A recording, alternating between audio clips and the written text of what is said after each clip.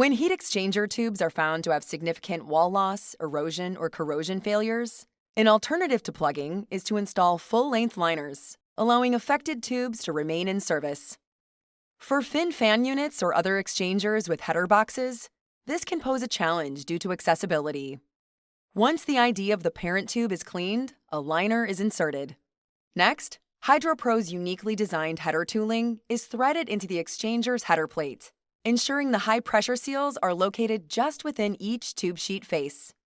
HydroPro's SleevePro system is then used to inject water and hydroform the liner throughout the entire length of the exchanger.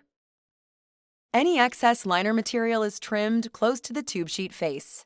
Then the ends of the liner, which were located beyond the tooling seals, are lightly blend rolled using a mechanical expander to ensure maximum thermal efficiency and 100% contact throughout the length of the exchanger. This in-situ process offers new life to old tubes and can allow all of an exchanger's tubes to remain in service.